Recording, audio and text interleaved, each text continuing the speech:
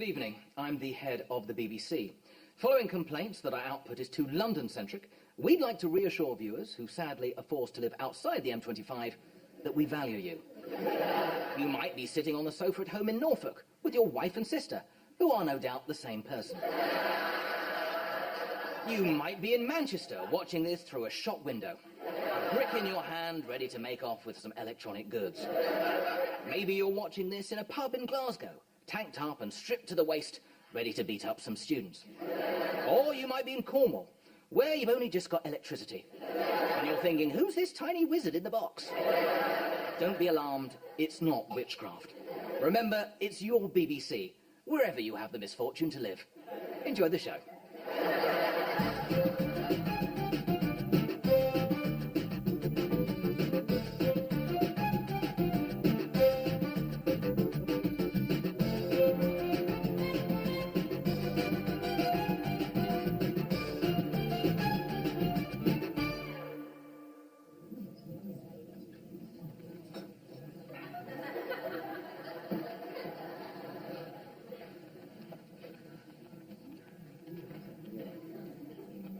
I'm better than you. You are? I'm better than you. That phone, it's the old one, isn't it?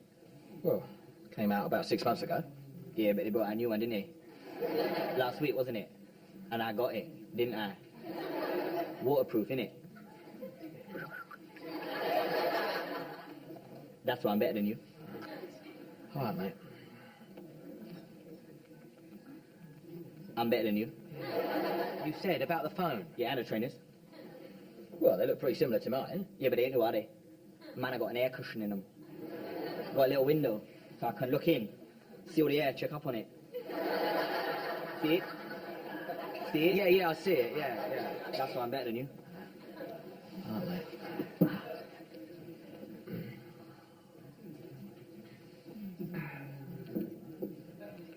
I'm better than you.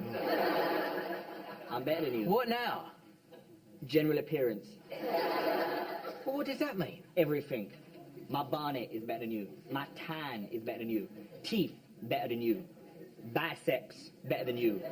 Triceps, better than you. Quads, need a bit of work, but still better than you. Complexion, better than you. Nasal trimmings, better than you. Dental hygiene, better than you. Height, better than you. Swagger, better than you. Moves, better than you. Grooves, better than you. Manscaping, better than you. In conclusion, I am better than you. All right, mate. Well done. You're better than me. Yep. Better than you. Yeah, all right, you proved your point. You're better than me. Your hair's better than me. Your phone's better than me. Your trainers are better than me. Your grooves, your moves, and your manscaping is a thing of wonder. You probably had more sex than me. Well, how many birds have you had sex with? Just my wife, so one. All right, mate. It's not competition.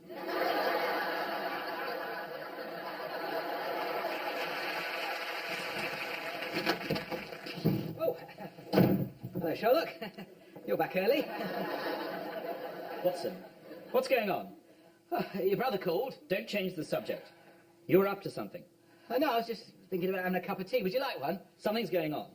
And if you won't tell me, I will figure it out myself by using my powers of deduction. Oh, God. The sheet music has been removed from my violin stand and replaced with a copy of the Littlewoods catalogue, conveniently open at the women's underwear section. It's daytime, but the curtains are shut, and a scented candle has been lit as though to create a romantic ambiance. But you're on your own. On the top of the stereo system lies an Usher CD. His R&B grooves are synonymous with getting down with it. And on the mantelpiece, a framed picture of me has been placed face down. What is it that you didn't want me to see, Watson? Perhaps it's Mrs. Hudson's bottle of lavender hand lotion, which has been mysteriously removed from the washroom and placed on the table next to you. On the floor is a woman's glove, but the stitching has been frayed, as though it's been worn by a larger hand. A man's hand. The hand of a man. But here's the final piece of the puzzle, Watson. You're right-handed. But on your left side, a box of aloe vera fragrant tissues has been placed. Answer me this, Watson. What was it that was keeping your right hand so occupied that it could not reach for the tissues?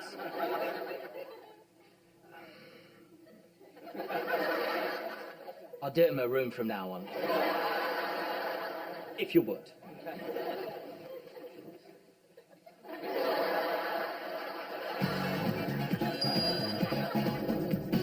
Welcome back to the dating game. Please welcome our new contestants, Sammy and Joey. Yes. Only one of them can bag a date with the luscious Lindsay. Okay, Lindsay, time for your first question. Over to you. Hi, guys. Hey.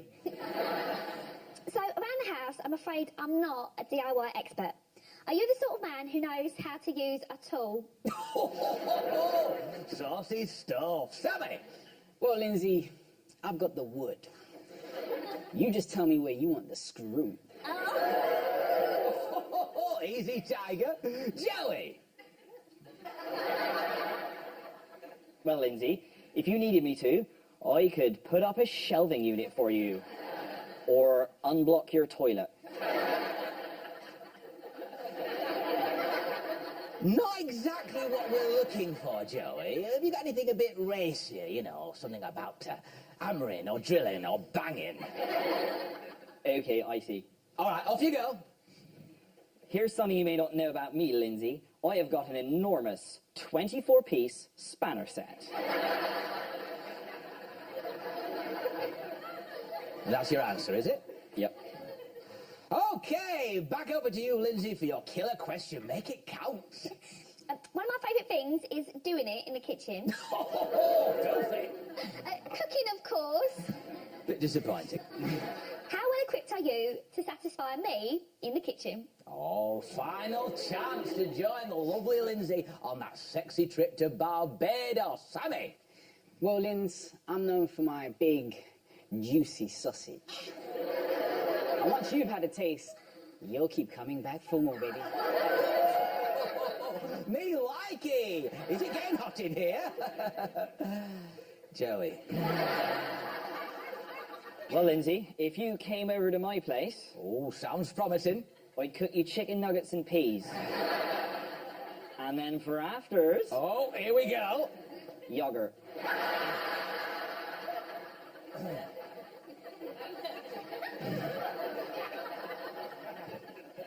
Have you seen this show, Joey? I think so, yes. Well, we're looking for something sexier. Oh, I see. All right? All right, off you go. Okay. Lindsay, I would very much like for you and me to have sexual intercourse. Stop me there, Joey.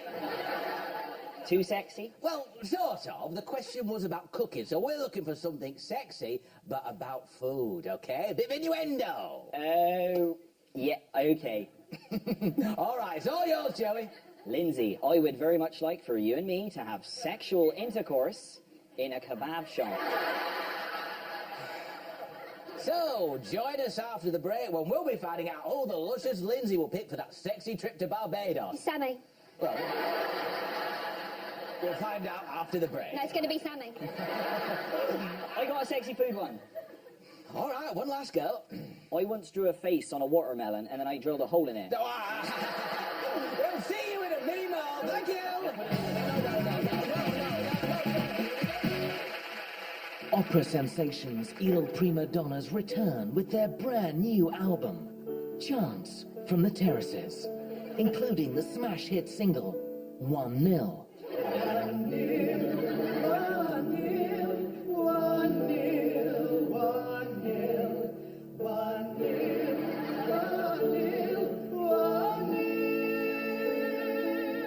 All your favourite football chants on one spectacular album. Marvel as Il Prima Donnas present their unique take on boring, boring Arsenal. Boring, boring Arsenal. Boring, boring Arsenal. Admirers of Manchester City Football Club will love If You All Hate Man U. If you all hate Man you clap your hands. If you all hate Man, you clap your hands. Admirers of Manchester United Football Club will love If You All Hate Man City. If you all hate Man City, clap your hands. If you all hate Man City, clap your hands. Lose yourself to Il Prima Donna's touching tribute to England's all-time leading goalscorer, Wayne Mark Rooney.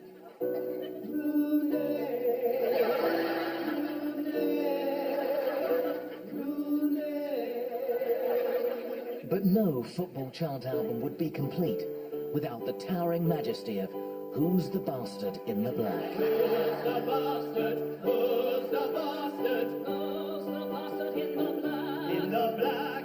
Who's the bastard? In the black. Il Prima Donna's Chants from the Terraces. The perfect album to make love to.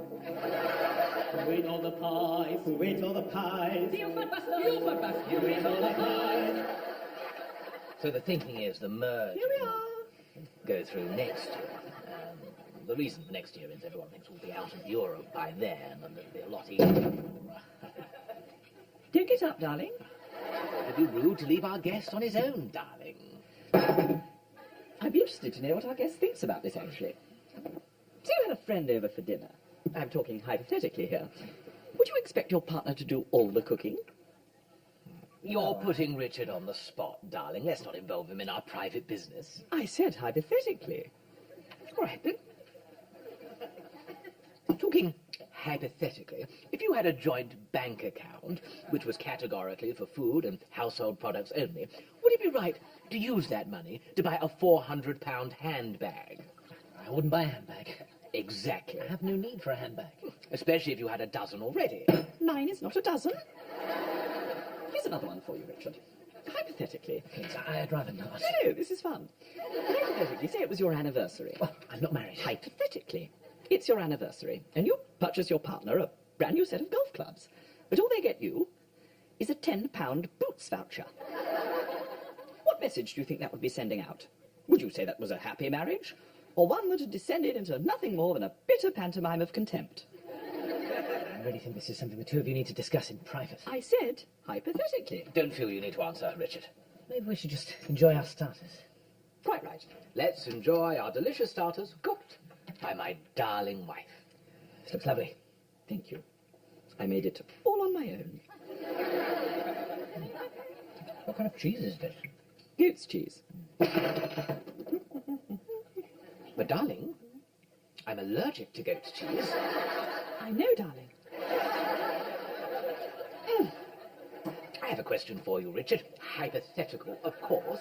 If you knew your partner was allergic to a certain type of cheese, let's say, for example, cheese from a goat, goat's cheese, would you serve it to them, knowing full well they'd have to spend the next 12 hours clinging to a toilet bowl, sweating and shaking and spraying from both ends? I would say it was fair if your hypothetical husband had made you take your hypothetical bag back to the hypothetical shop. The hypothetical bastard. No, please don't. I beg you, don't leave us on our own. I'm sorry. I'm going to go. How would you like it? Hypothetically, if a couple invited you round to their house for dinner and all they did was involve you in their petty arguments because they clearly hate each other. Good night. What got into him? Really soured the atmosphere. I'll be in the toilet, darling. Mwah, mwah. See you in the morning. Love you. Love you too. A group of celebrities, 3 prison cells, 1 slot bucket. This is the toughest reality show on television. Welcome to Celebrity Slammer.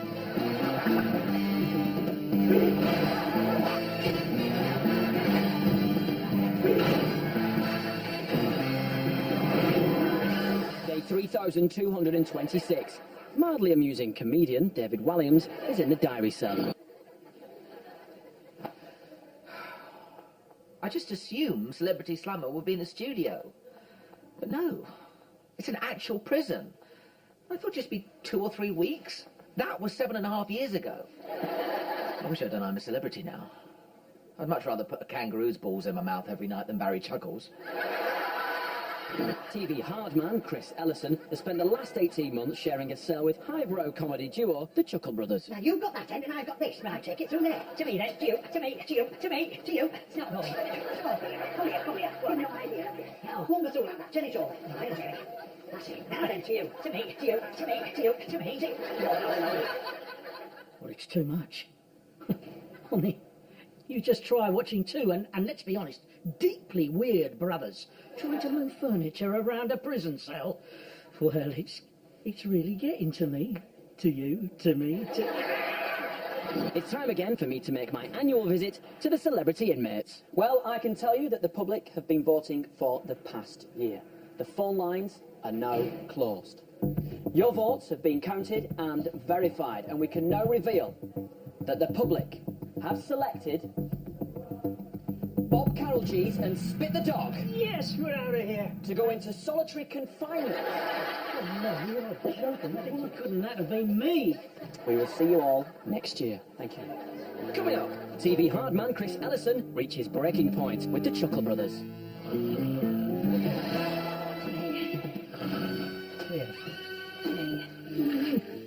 And Christopher Biggins tries to break into Celebrity Slammer. Let me in! I want to get back on TV! The lines are now open. Remember, you choose who stays in Celebrity Slammer. Simply text the celeb's name and the year you'd like them to leave. For example, text Eamon 2025 if you'd like Eamon Holmes to be released in 2025. Or text Chuckle live to give the Chuckle Brothers a life sentence. We'll see you next time for more Celebrity Slammer.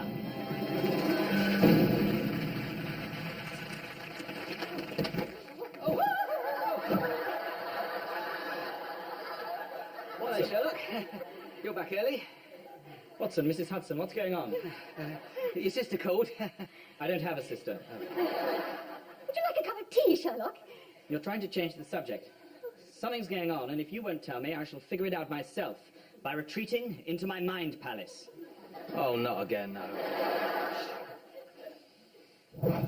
Both you and Mrs. Hudson are out of breath, but there's no evidence that either of you has been partaking in any exercise. Watson's flies are partially undone, revealing beneath them his best pants, his pulling pants. The pants he puts on for occasions when lovemaking is a distinct possibility.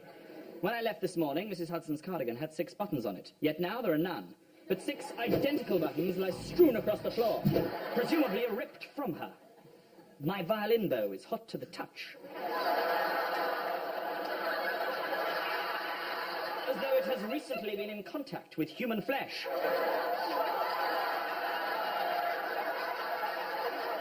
Buttock flesh. Then there's my deerstalker, my dear Watson. On it I see a single hair, a fine hair, a lady's hair, the hair of a lady, Mrs. Hudson's hair. I can only deduce that my signature headpiece has been used as a prop in some sort of cruel, erotic role play. And finally, despite the absence of toast, crumpet, or a scone, I note perched on the armchair an open tub of utterly butterly with a fistful removed. There can be only one explanation. Watson, Mrs. Hudson, how long have you been in flagrante delicto? You what? Humping. How long has this been going on? This was the 5.5 first time. years. I'll put that back in the fridge, yeah.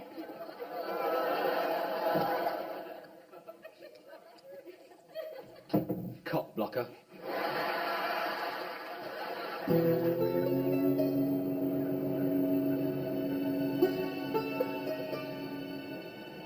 Hello, Bond. Off to Moscow, I hear. Yes, Hugh. Now, this first gadget is standard issue for all 00 agents. It's a My Little Pony lunchbox. It's much more than that. Simply pull on this handle, and it releases a cloud of smoke, cloaking your escape. But I'm going undercover in Russia. What if the KGB spot me with a little girl's lunchbox? Hence the smoke screen. Gadget number 2. What does this look like to you? A Hello Kitty watch? Exactly. One flick of the wrist, and this releases a poison dart. But won't a grown man wearing a Hello Kitty watch in a Russian gulag attract unnecessary attention? But you could always cover it with a standard issue MI6 High School Musical sweatband. Couldn't I just have a gun? Far too predictable, James. What they'll be looking for is a man with a gun. What they won't be looking for is a man with a frozen backpack. Simply pull on Princess Anna's pigtail, and this emits a laser beam strong enough to cut through steel. It's also got a pouch inside for your juice. But couldn't the laser be put in a gold cigarette case? Too obvious. Finally, this is a gadget we've been cooking up in the lab for some time now. What appears to be a standard, everyday Sylvanian family's cozy cottage is actually a miniature tracking device. All you need to do is surreptitiously attach this to the bonnet of an enemy operative's vehicle, and our satellites can track it to within a 1-meter radius.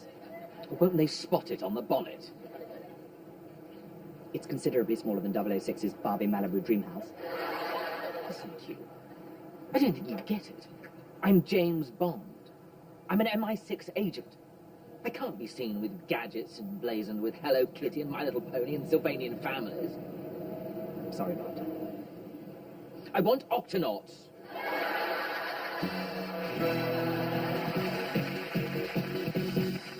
Welcome to a special edition of middle-class Jeremy Kyle, called World's Worst Parents.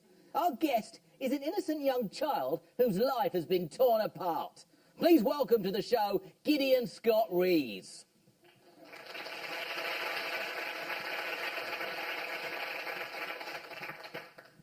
So, Gideon, tell us your heartbreaking story, and if you could cry, we'd love it. Well, every year since I was a toddler, Mummy and Daddy have taken me on holiday to Val d'Isere.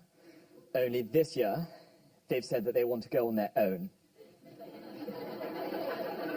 And how old are you, little fella? 28.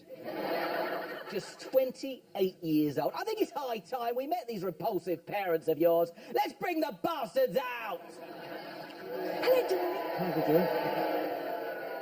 This poor boy's life is in tatters because of your selfish behaviour. Shame on you. Come on, Gideon. What do you want to say to this pair of turds? Mummy, Daddy, ever since you told me that I'm not coming to Valley, I've been in a terrible funk. Last night I was so upset, I couldn't even go to Cressida's birthday party at Bougie's. So let's get this straight. You take your only child skiing every year, but the moment he hits 28, you say, sorry, mate, we're going on our own. So come on. What have you got to say for yourselves? Well, this year... Shut up! Speak up. We don't like an explanation. Well, this year we just... Shut your face! Well, come on, then.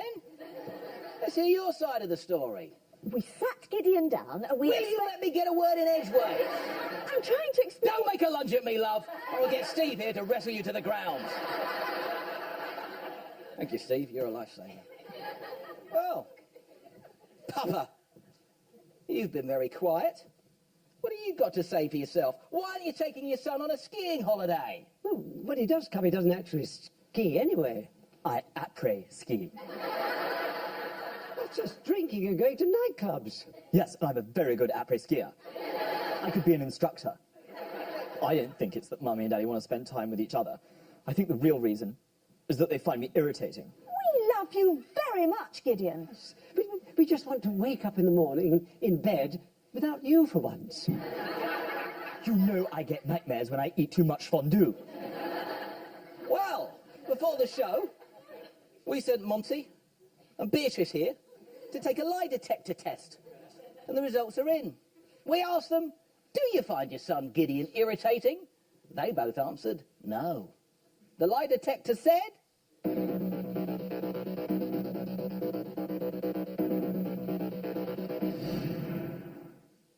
They were lying. We only find you mildly irritating.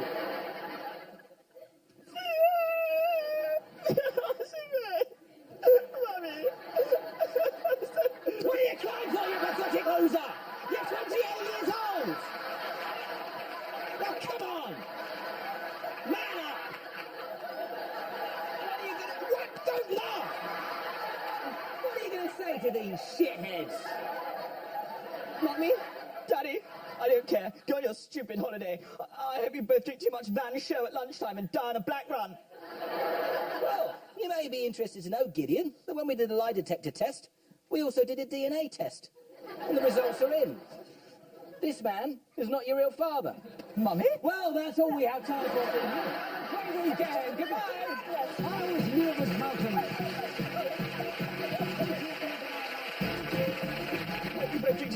show on a black one, and I can't even see it. Sit down, Steve! Steve, stop him! Steve, get him! Trying to help you. Sit down. I'm trying to help you.